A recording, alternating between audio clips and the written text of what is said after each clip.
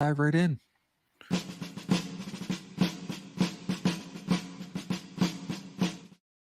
Hey, everybody. Welcome back to The Collective. We have another awesome show for y'all today. I have all kinds of great topics listed on my right side of my screen right here. But before we go anywhere, I just want to make sure to remind everybody to hit the like button, subscribe to the show, hit the notification bell, and you'll get a little email every time we go live, which is every day. So, any thoughts, any questions, any topics off the top of you guys' head? Anything that striking the mood today before I dive into anything? Super quick. I just wanted to give a nod to Alan and thank you to Alan for arranging to some degree getting Chris Howder over here yesterday. Dude, what a combo that was. It was Yeah. so good to talk to that guy. So, Alan, thank you. Yeah, most welcome. It was outstanding. Okay, well, let's dive right into a topic, I guess, if there's no objections. Let's see, which one are we going to do today? I got a good one. Boundaries are limiting and yet freeing. This is the whole concept behind Jocko's discipline equals freedom, right? And the reason I want to talk about it is the fact that I've heard a lot of griping from people that start something new. Oh, it's hard. It's hard to change my my habits. It's difficult to engage into a new system, or I find it really challenging when X, Y, Z, whatever excuse you want to add into it. But I wanted to really kind of hammer on the point, the fact that setting boundaries for yourself is not only limiting, but it actually is freeing. So, anybody want to jump on this one first? Alan, you want to jump in here? Sure. So one of the things that I actually hear a lot about is the constant, no one cares, work harder. That I think there's advantages and positive message to that.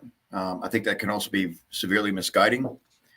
One of the things that I learned early on, and I'm sure pretty much anyone who started jiu-jitsu or a sport, any sport that they're passionate about, they have such an overwhelming attraction to the sport, wanting to do it every day, wanting to constantly do it, that you tend to ignore your injuries. You tend to ignore the signals that your body's telling you and your mind, to slow it down or to play it smart.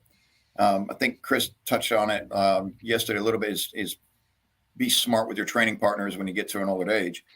Kind of piggybacking off that in the beginning, I think that's a huge thing to have an understanding of as well, is going into it so headstrong that you tend to ignore the simple concepts that you would apply to anything else in your life.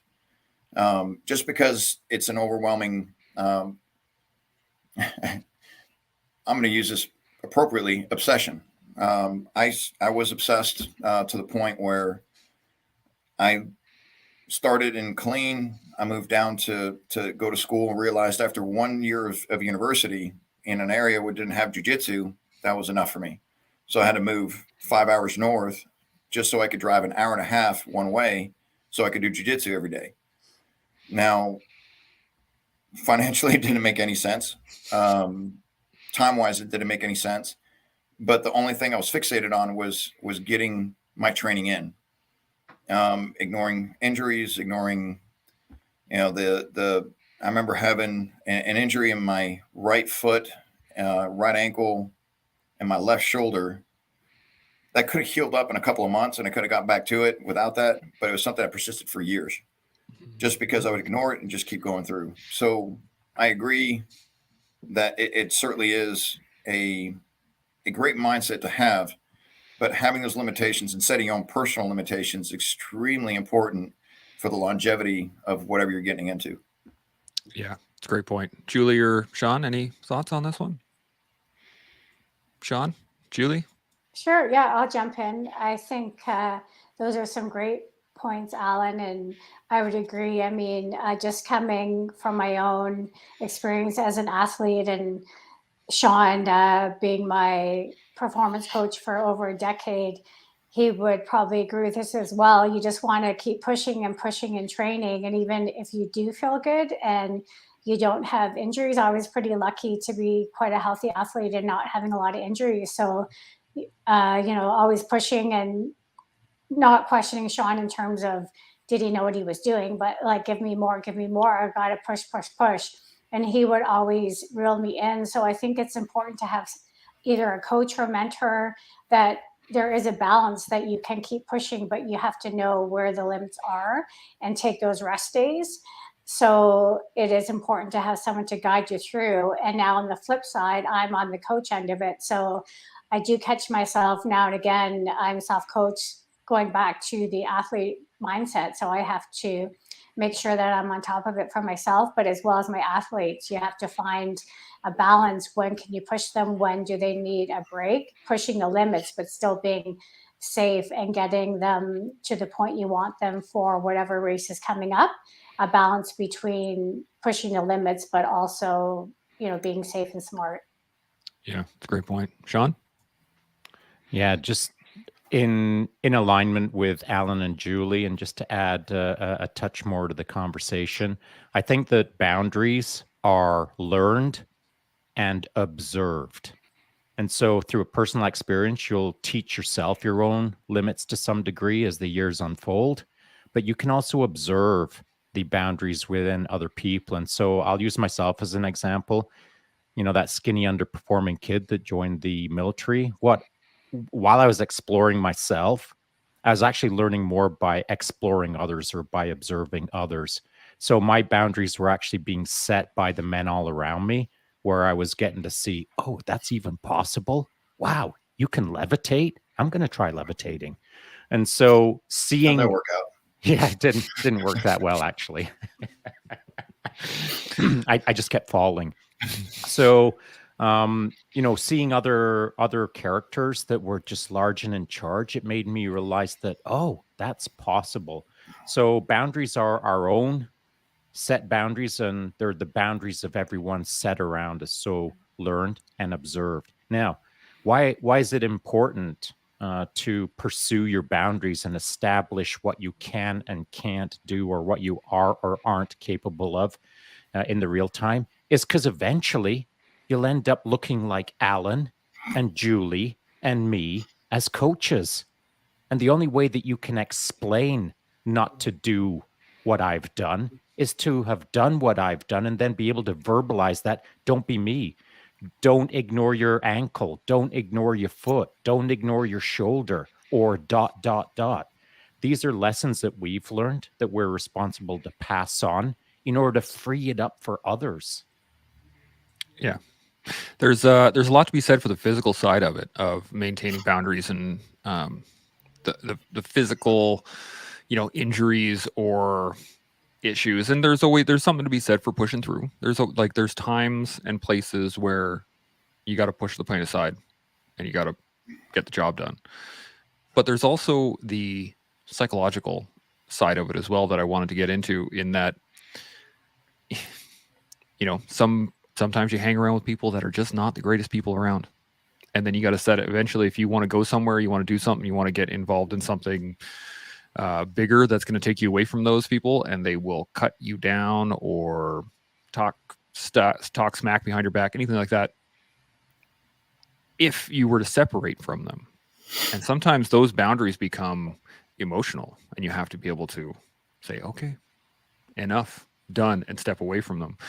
Do you guys find that, I imagine you guys probably had to do something similar, but do you find that it is harder to do the emotional side versus the physical, or do you find them about the same? Any thoughts? Sure, I'll jump in. I don't find it overly difficult, to be honest, to separate myself emotionally from something that I feel is either small-minded or limiting. And maybe it's my greatest strength, maybe it's my greatest weakness. I'm not sure, but I find it pretty easy to emotionally detach from something that is a problem in respect to either a relationship or a friendship or something that is negative. If it sucks, I'll bounce it, no problem. And I always hope that I always try to adjust the suck. I'll always try to recalibrate the relationship, or I'll always try to turn it into something positive. But but if it's holding me back, and I don't mean selfishly, but if I can see how it's negatively impacting me and those around me, bounce. Good point, Alan. So, actually, great point. Now, that's only problems that you can already recognize.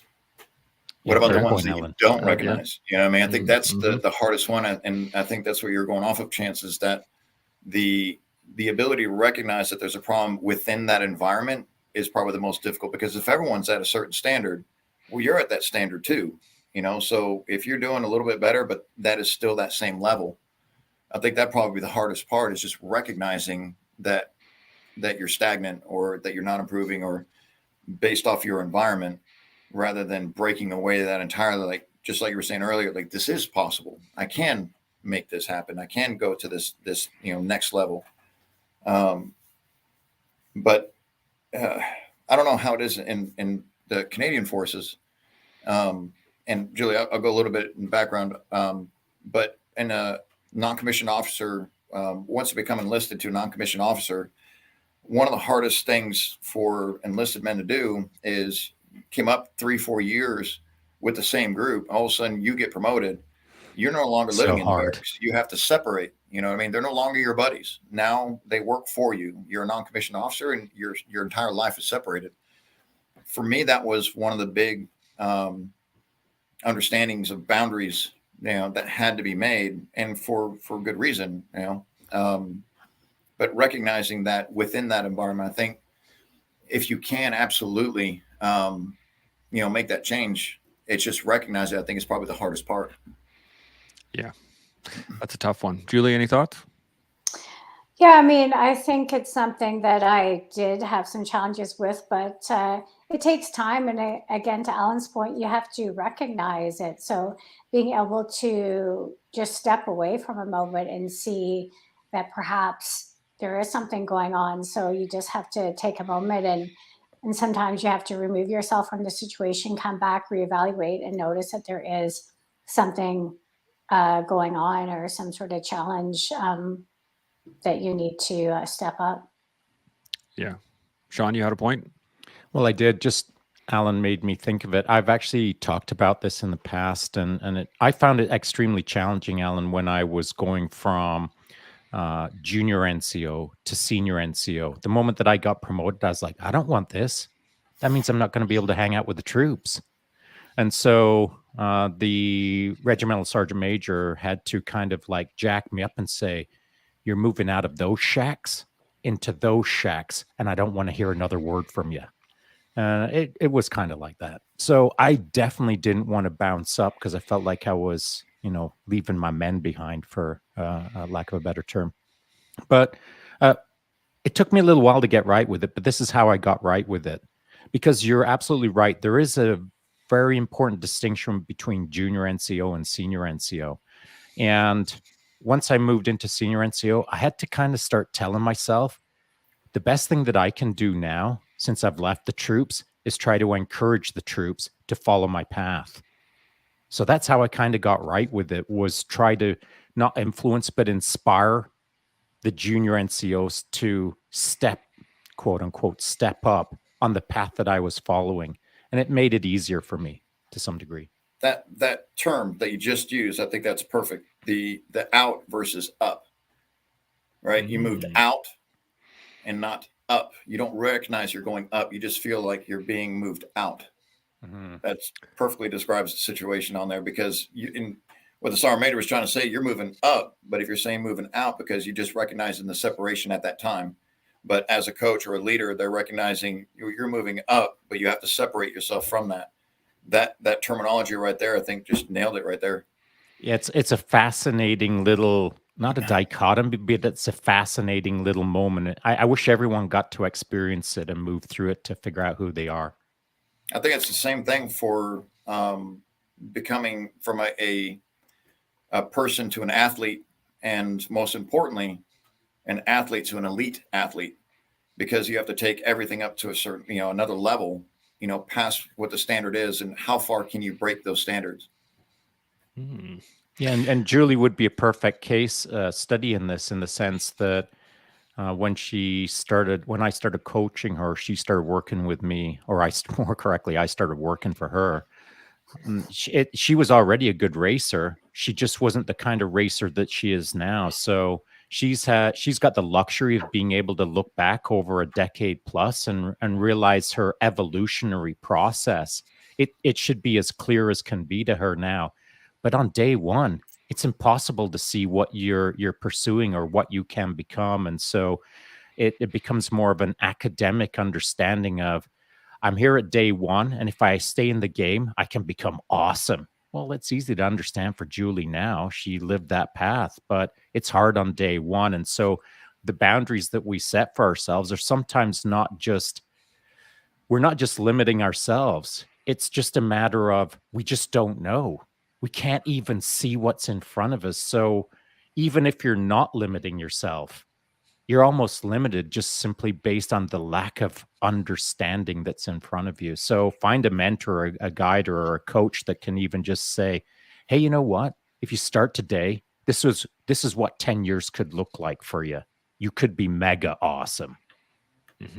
Yeah, I mean, that's exactly it. You have to find, to Shaun's point, you have to find a mentor or coach to help you see the big picture. And often, I mean, there's gains from the physical aspect, of course, but really, truly, a lot of it to reach your full potential is the mental game, getting mentally stronger, uh, believing that you can get through in the hard times. So you've got to really work on that mental game. And I think that's the biggest jump from moving to better as an athlete or as a person, a leader or a coach.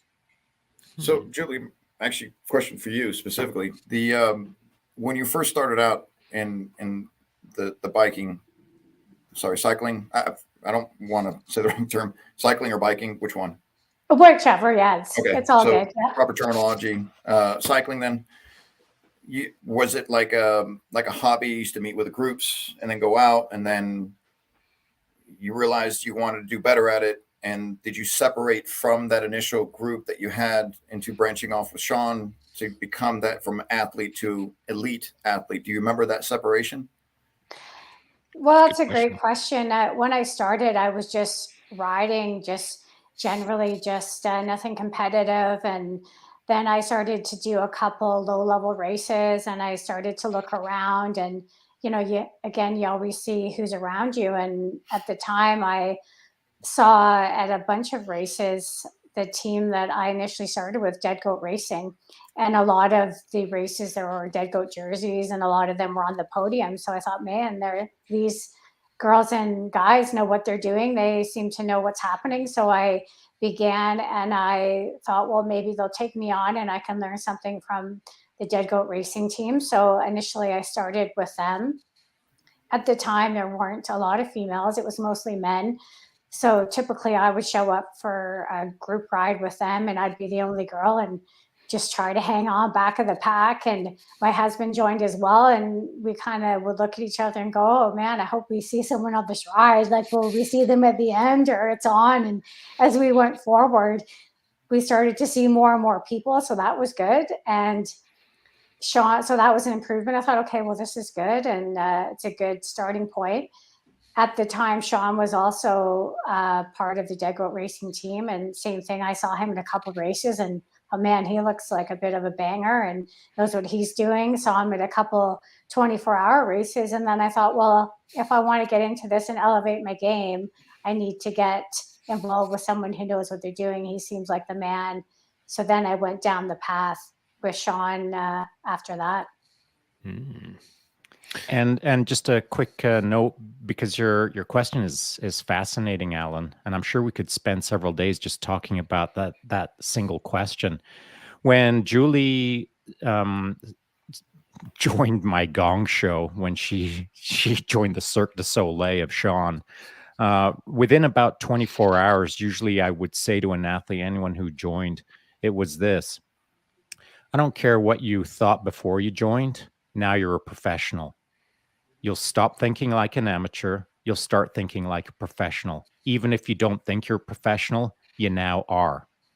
It was my job to teach someone how to be a professional, irrespective of their race results, irrespective of what their dreamy dreams were.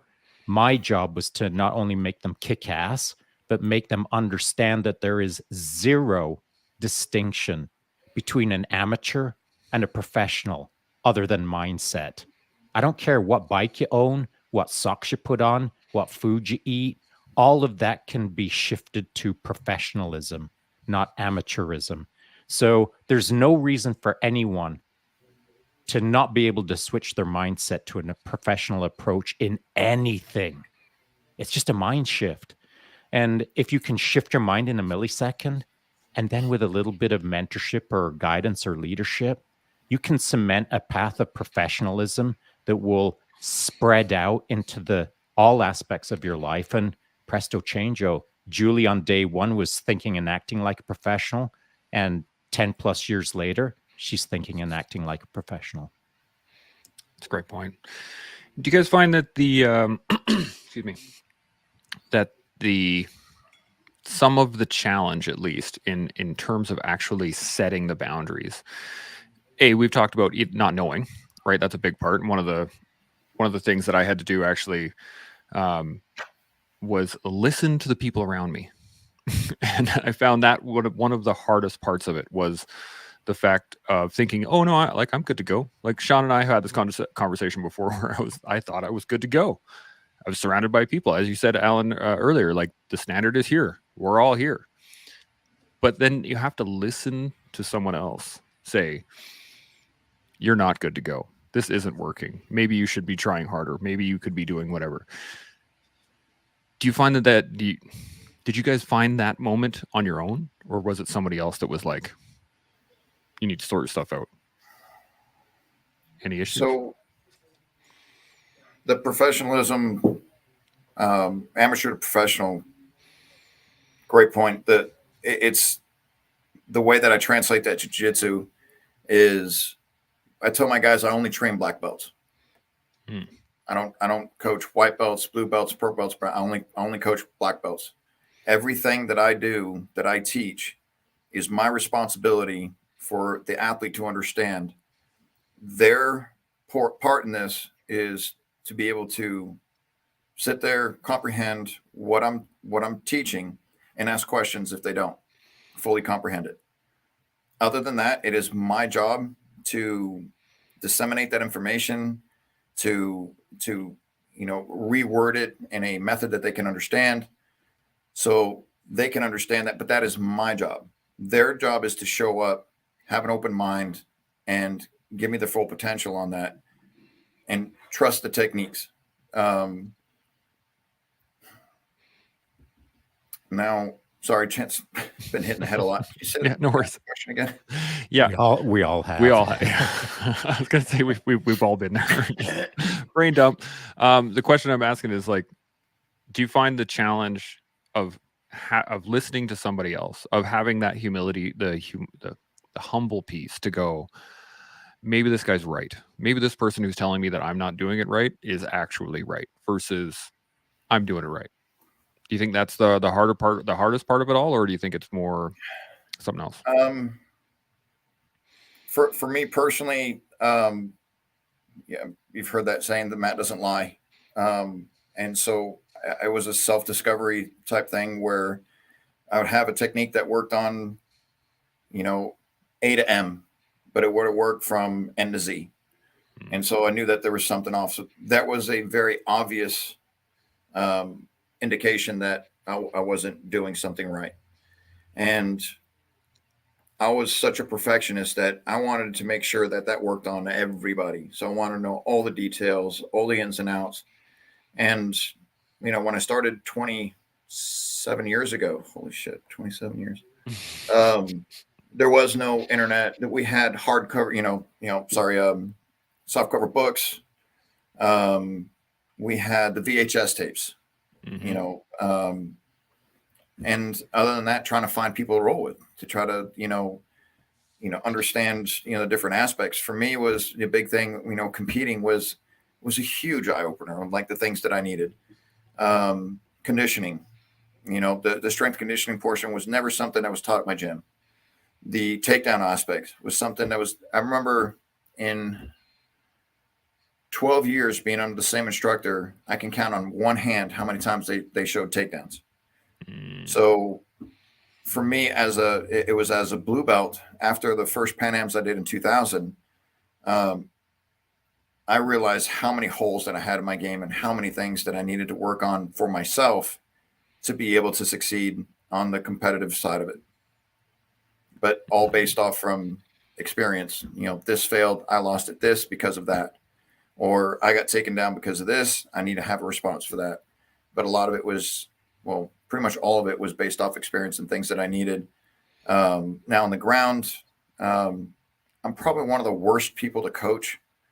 And I remember Carlos Machado. Why is that? Why do you say that? I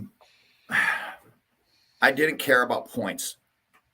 And that would frustrate the living shit because I'd be up on points. Yeah, I dig it. Yeah. And then 30 seconds to go, I'm still chasing that armbar and I'm losing points left and right. And my coaches are yelling at me, stop, just hold. And I'm like, I'm right there. I got this. And then I'd lose the match. And I wouldn't be upset other than I didn't get the submission. My coaches would be upset because you lost the podium. Yeah, I dig it. Mm-hmm. But I don't see, probably until I was a 3rd degree black belt competing, I didn't care about points. I wanted the submission. That's the point while we're there. And I'm talking about, I'd be up on points and then 3 seconds before the bell rang, I would have a submission. And I was okay with that. I mean, that was the purpose of it. So, but I remember Carlos coaching me and him yelling on the side, hey, Shabaro, go to the right, go. We have to step over. Okay, go ahead and Shabaro, you have to get to the side, go knee on belly. Okay, play your game, Shabaro. Play your game. I'll be over. Like, okay. So it was frustrating beyond belief for them, but that was the hardest thing for me, understanding the competitive mindset versus the mindset that I had constantly in training. That was probably the most hardest thing for my coaches to try to sync with me. Yeah. I kind of suspected that might be the case. And that's why I asked the question, because it might have been frustrating for your coaches, but they should have been frustrated with themselves in not trying to figure out how to properly coach you. And everyone's coachable. You've just got to figure out the right way to skin the cat. And there's so many ways to skin a cat. So that I'm not laying blame at anyone's feet. I'm just saying it's our job to figure out there's always a way. And the way is not what's best for us. It's what's best for the person who's in front of us. That's a great point. Julie, any thoughts? That's exactly it, Shaun. It's about the athlete, not the coach. And you have to find a way to communicate and get the message to the athlete so they understand the information that you're trying to deliver. So it does come back to the coach. It's our responsibility to groom and get the message to the athlete as needed. Do you guys find that as coaches, it is when you're coaching someone, do you find that you are setting boundaries for them, or do you find that they set the boundaries for themselves and you kind of guide them to it? How does that work? I don't believe in boundaries per se when I'm coaching someone. What I do believe in is unlimited abilities. And it's my job to push them in a direction or directions so that they can start to maybe just nudge up against their quote unquote limitations. I think that we're all capable of so much more. At least that's what I've been exposed to. That's what I've been taught. That's what I know.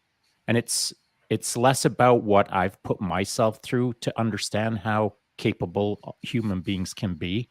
And it's more the observed experience of just being around too many rad master 9000s who are just unbelievable. Like so inspirational. Master what? Sorry, Radmaster Radmaster 9000. Yeah, Radmaster 9000. It's just it's a term I came up with many years ago. I throw it out every once in a while. I know exactly what you're talking about, and I have no idea what you're talking about. Yeah, buddy. Yeah, well, welcome to my world. That's how my head works as well. So, the idea being that most of my understanding of what humans are capable of is through watching other capable human beings. And as a coach, who am I to think that I'm going to impose my own set of rules of call limitations on a person? I flippity flop that and look at the person in front of me and say, how much can I expose them to their awesomeness and add a little extra inch or two, you know? Mm-hmm. So any thoughts, Alan? This is actually perfect. A little bit of disagreement, but on the same topic. Oh, yeah, buddy. I know. No, this is perfect though. So I did Olympic weightlifting for about 6 years, and the coach that I had was he's world recognized, especially at his weight class. He'd been lifting. He coached, Olympians. So I put all my trust into my coach. The problem was my strength was there. At the time I had like a 355 clean and jerk, 275 snatch. I was trying to get it up to the 315 mark for snatch and 405 for the clean and jerk. And again, my strength was there. I was building up and this was at the time. I still remember that month. I built up to like a 370 clean. So all I was missing was the jerk. On the snatch, I was doing 265 consistent, probably 3 out of 5 with 275. So it was like literally inching back up. The problem is I should have backed down by 75, 80 pounds easy on both lifts. And the reason why is because my mobility wasn't there yet. And my strength wasn't matching my mobility. And I remember trying to get ready for nationals. And I try to go up in weight as my coach directed. I wasn't ever going up unless he told me. And he kept going up and up. And I was trying to tell him, I was like, this is getting really heavy, not for the lift, but for the foundation and trying to support. He's like, you push through. So on one lift, that's all it took was for me to go for that jerk and locked it out. And when I locked it out, my shoulder dropped. That ended my entire Olympic lifting career.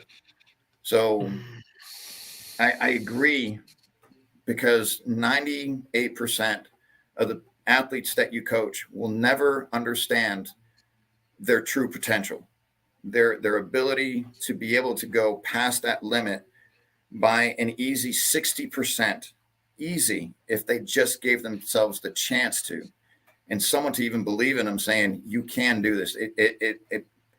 Those words coming from someone else can make such an impact, good and bad, to the athlete.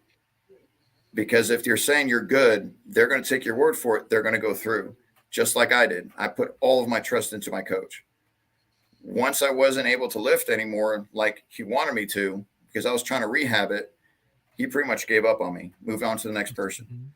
And I had no guidance on how to rehab myself back. And so everything just fell apart. I got so frustrated that, it was on me. I should have continued, but I felt like I was just disowned in a sense, and I was broken. So I was no good to anybody in that sport, and never got my mobility back, and ended up having to get surgery, and so be it.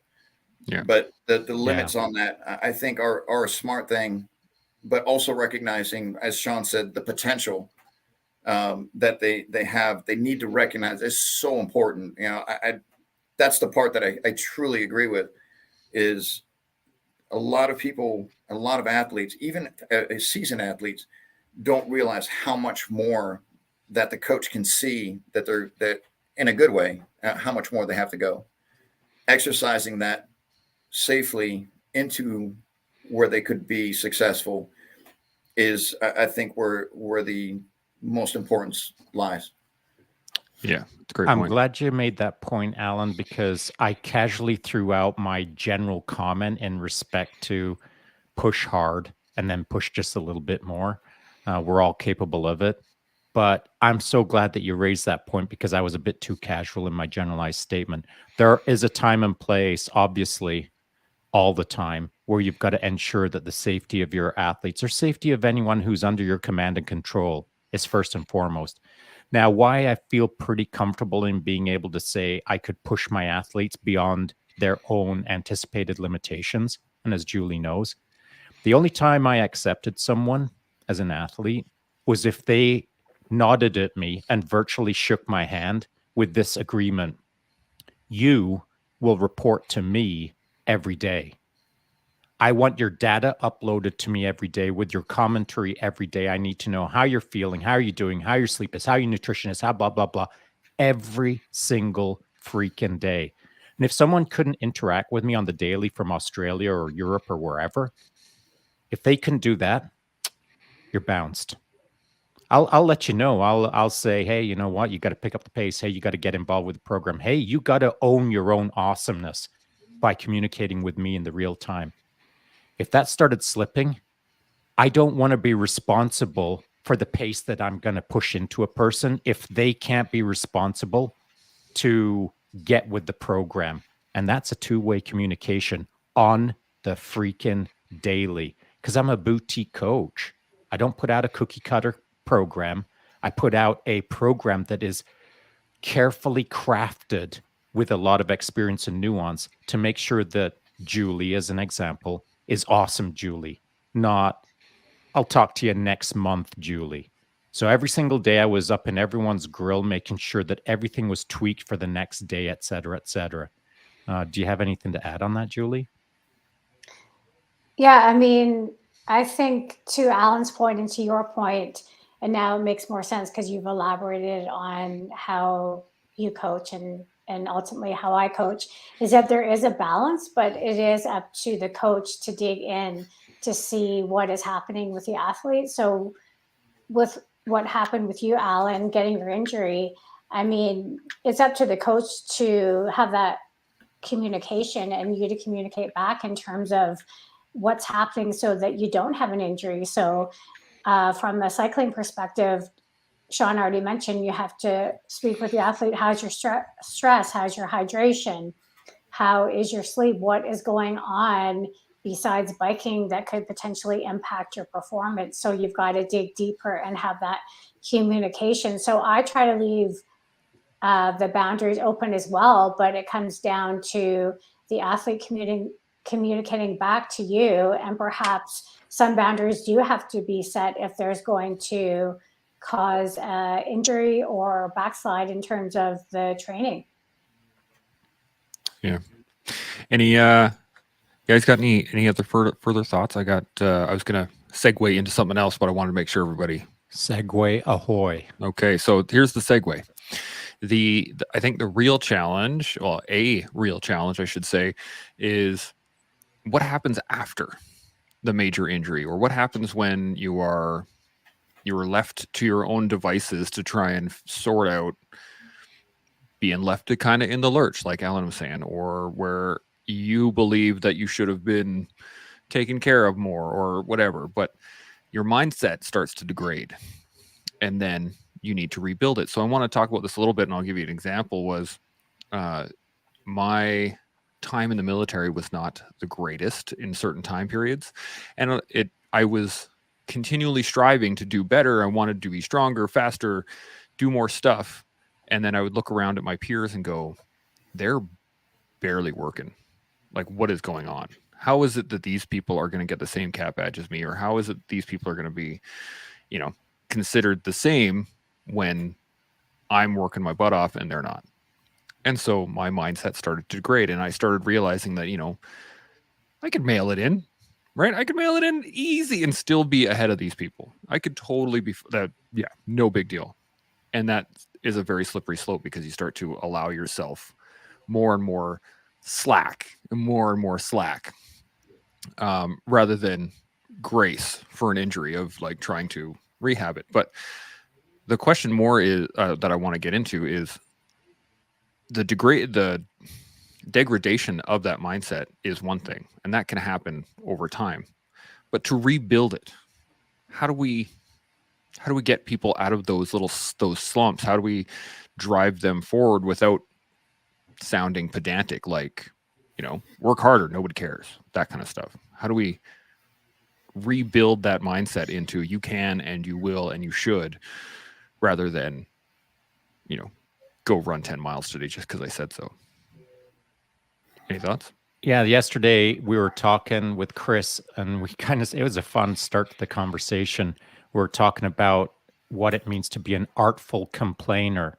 And the only way you can be an artful complainer is if you've been in the game long enough to understand the game, if you've been in the suck long enough that you understand the suck, and you've been around guys or girls that are good at complaining. There's complaining called whining, and then there's complaining called being an artful complainer. And so if you're an artful complainer, it's now it's almost an amusement. Now it's almost like a real experience. If you're in amongst friends, as Chris was laughing about, if there's a crew of artful complainers, now it takes all of the stuff that you could be complaining about and flips the script into kind of, now you're entertaining yourself with how much of a gong show it is. Now, we kind of learned that in the military, as Chris said. I truly believe that you can be an artful complainer as taught to you through the infantry, etc. But at some point, people forget that complaining can be artful. And if they let it slide long enough, let's say a veteran gets out and now it's 10 years later, now they're just a freaking whiner. Now they're just a complainer. They forgot at one point you could complain and not make it like loser complaining, where you're just a complainer who likes to complain and annoy everyone around you because you're complaining. Like, there's a way to flip that script to make it into kind of, this is the suck, and make it fun in a way. And so mindset degradation for you, Chance, you made it about them. They are getting away with it. I'm working so hard. And then you got lazy. And then you became part of they. And then you sat in that toxic stew of they, complaining about everything outside of the they group. And your mindset degraded to a point where you were underperforming. The only way to rebuild out of that degradation is to understand that you sucked, that you did it to you, that you got sloppy and weak and you started going down the wrong side of the bell curve and you became they. So until you recognize that you're the freaking loser of the moment, till you face yourself in the mirror and say, it ain't they, it's me. You got to own that you degraded and figure out why you degraded and then figure out the way to build out of that degradation. No rebuilding starts until you face the hard truth of how you got to where you started. That's a great point. Alan or Julie, any thoughts? I agree fully.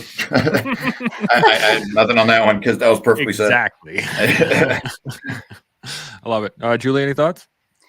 Yeah, I mean, good summary on that. Basically, yeah, I mean, we can all whine and then just let's get on with it. And maybe gets a bit entertaining or amusement. Man, this really sucks. But yeah, maybe it does. But then let's just get on with it. And exactly what Shaun said. I mean, maybe it's you and you need to take some ownership and move on and up your game. Yeah, that's exactly it. Yeah. The reason I wanted to bring that up is specifically because I was hoping you guys would get to that, is that it's ownership. It's yours. You're the one screwing up. I was the one that was allowing all this stuff to happen. Nobody told me to stop. Nobody told me to relax. Nobody told me to let all those things slide past.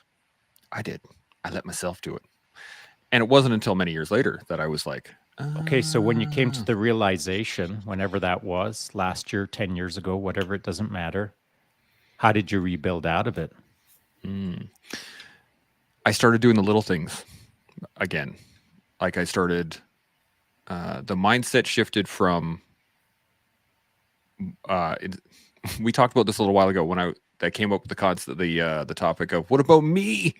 What about me? And that was the mindset shift. Was I stopped caring whether or not I was going to be seen or heard or lauded or patted on the back or whatever it was.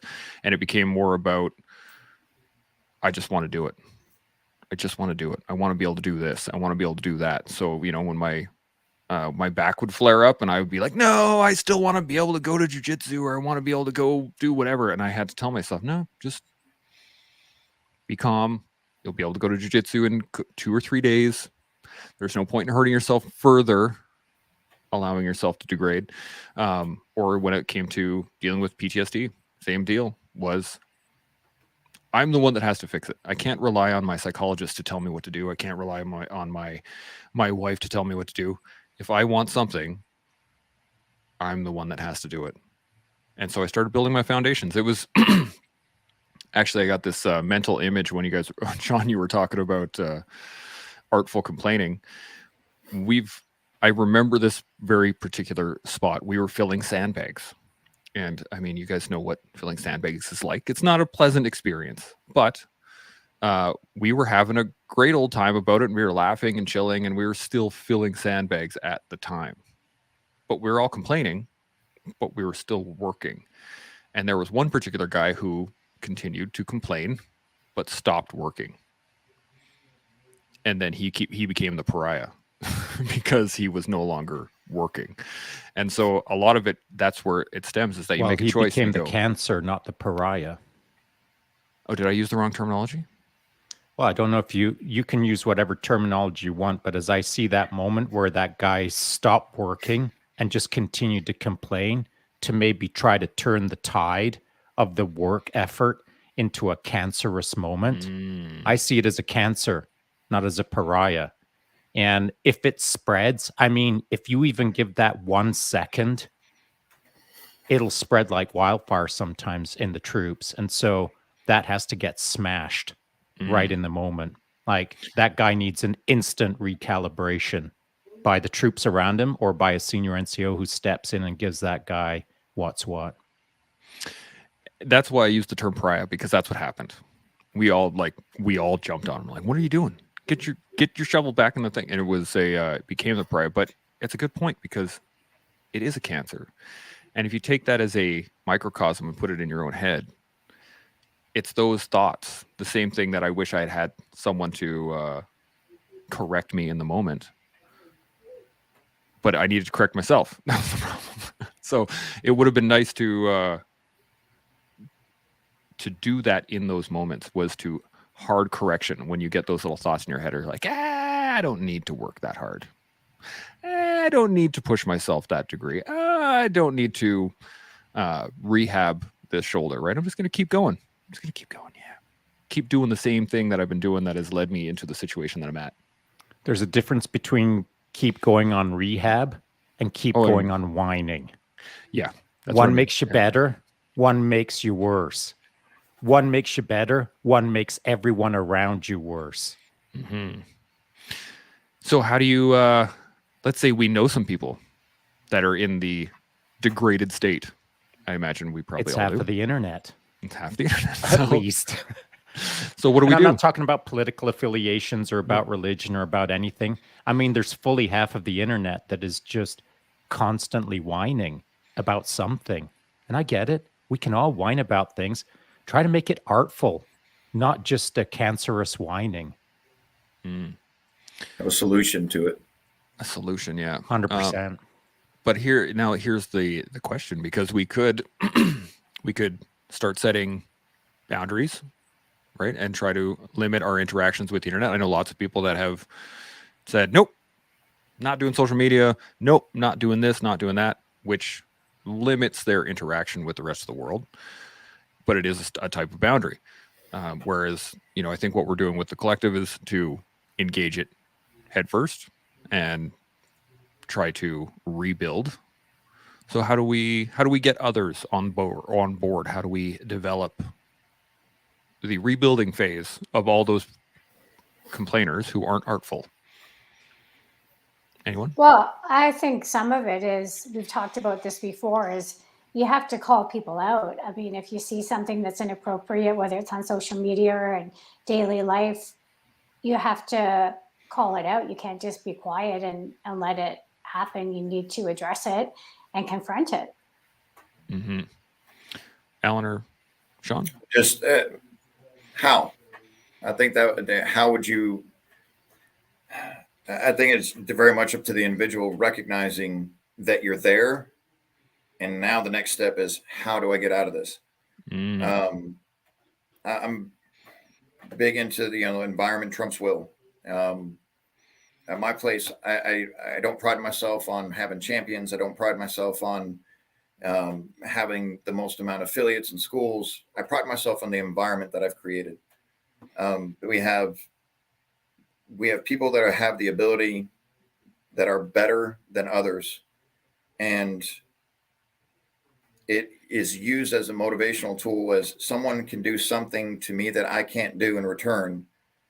And I always like your training partner is your best source of information. They caught you on that.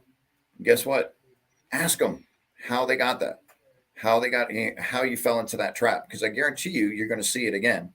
So when that happens, and especially with that person, you can actually dissect everything that you've done onto the last, crucial moment to where it turns into a submission to learn from that and build off of that. But it does take the individual to kind of like swallow his ego, tap, and say, how'd you do that? And if you have that environment where it's constantly pushed, anyone asks, my first instructor, I learned so much from him. My very first jiu-jitsu instructor was literally one of the worst people I've ever met. And I'm not just talking about on the mat, I'm talking about off the mat. I learned exactly what not to do in so many levels. I'd have a question about the stuff that he would do in class. His response, I can't make this up. That's a great question for a private. So everything was geared around, himself and how to keep himself better than everybody else. So I learned from that. Anyone has a question, I don't care what it's about. If I have the time, I will go through the entire thing. And I always try to do that.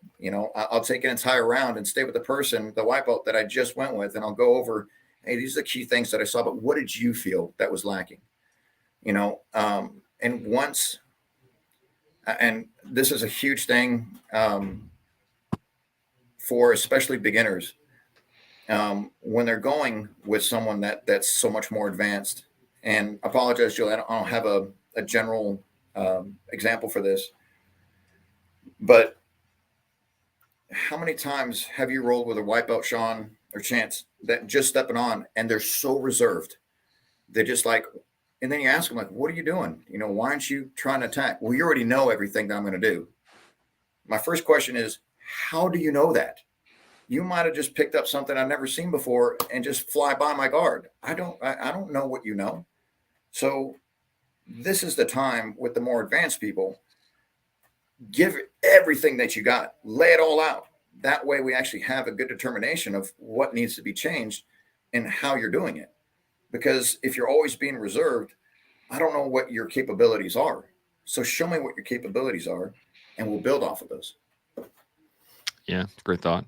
Yeah, Shaun? I heard you say something there, Alan, and you started off your initial phase with within your organization, you have some that are better than others, but you have focused or categorically aligned yourself with creating a culture of betterment. So irrespective of whether someone's better than anyone else in your organization, everyone is focused on betterment. Whether it's a brand new white belt or it's a black belt, your question that you would pose to that white belt of, why don't you try? Who knows? And I think that's important for not just a casual statement, but it's an important consideration for a black belt mindset. And you can position it to the other person in front of you along the lines of, bro, who knows? You might know something that I don't know. And now you're kind of holding back your knowledge from me. Let's create a win-win where we can both learn off each other in this moment. That's pretty encouraging to a white belt or anyone who's new to the game, where they now understand that their opinion is valued. It doesn't mean that they're a black belt. It just means that they may have experienced something in life that is cool that we're going to learn from. So in rebuilding, when we look at the internet as a whole, the part of the internet that isn't doing it well, we'll say, how do they rebuild? Well, first of all, I got to be able to look them in the eye and say, I respect your opinion. What is your opinion? Let's figure it out how we can both become better in this moment. I'm not going to give a hallway pass to anyone who's ignorant. If you're just straight up ignorant, I'll always call you out, but I won't call you out just because I'm in the mood to call someone out. It's because you deserve it. But hopefully, before I call you out, we can see eye to eye on something and both learn from the moment, just like I try to do on the BJJ mats all the time. Mm-hmm. Any thoughts, Julie? I think Alan's point was key in terms of keeping a positive and open environment so people can learn. And in terms of a cycling example, I can remember when I first started being coached by Shaun, and I was out to Ralston a couple of times riding with him. And Shaun's a great rider. Specifically, he's a really good descender.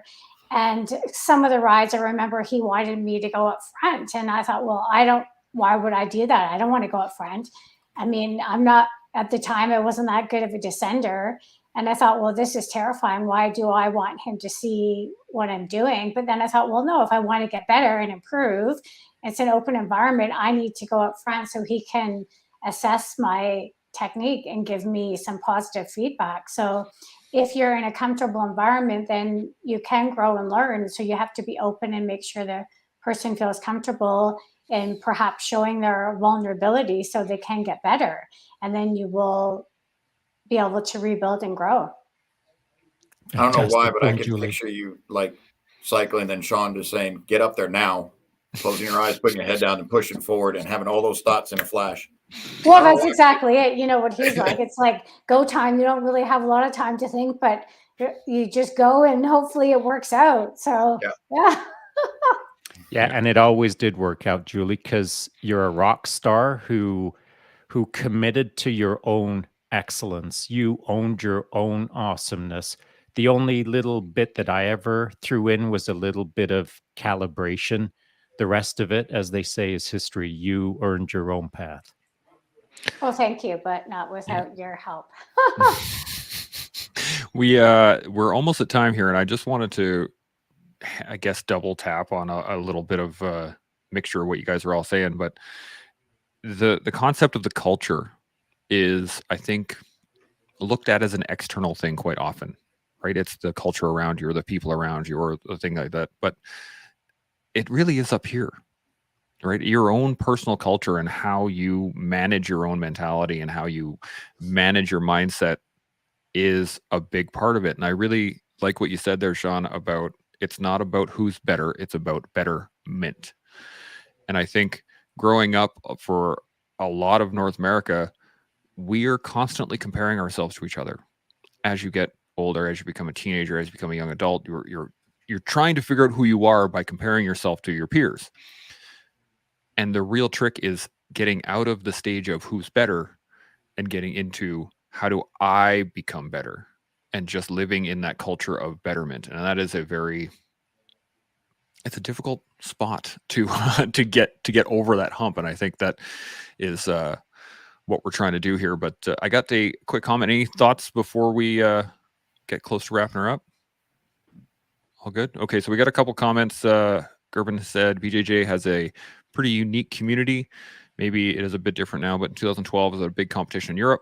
A brown belt beat someone from a different gym from a different country. And afterwards, I saw them on the warm-up mats, and the winner was showing and explaining to the other guy what he did in that match. And that didn't happen at Muay Thai tournaments. I think that's a valid point. The culture is interesting, and we need to keep it as fluid and open as possible. And we're going to do another collaborative. Exactly. We're going to be doing another talk at some point. I have one on my list here. One of the topics is gatekeeping, and we'll get into that eventually. But first off, Julie, Alan, really appreciate you jumping in here. This has been an awesome chat. Shaun, thank you as always. Any final thoughts from anything we've talked about on mindset or boundaries, Alan? Growth is always going to be uncomfortable. As Julie mentioned, it can be terrifying, but those monsters end up being little teddy bears, on the other side once you kind of break through that. And I think if you conquer that one, you could always use that as your anchor to conquer the next and the next one and the next one after that. It's just double down, grit your teeth, push your head down, push through, get that one win. That's all it takes, is that one boundary to be broken. And you can break down every single one after that if you just hold on to that. Yeah, it's a great point. Julie, any final thoughts? Yeah, that's an awesome point. I think just push on and don't compare yourself to others. Compare yourself to your own achievements and your own successes and failures. That's what you need to do. And I think I always, from a race perspective, it was always race your race. So race yourself.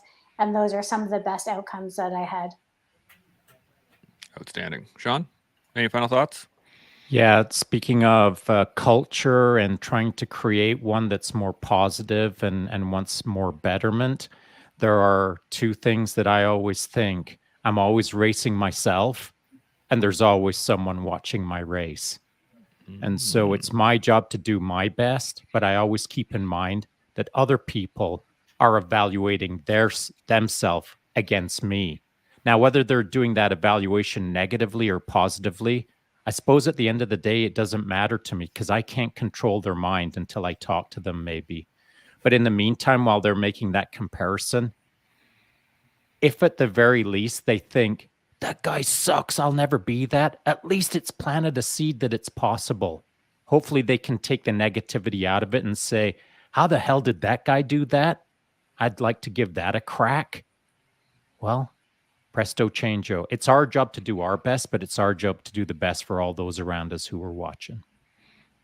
Outstanding.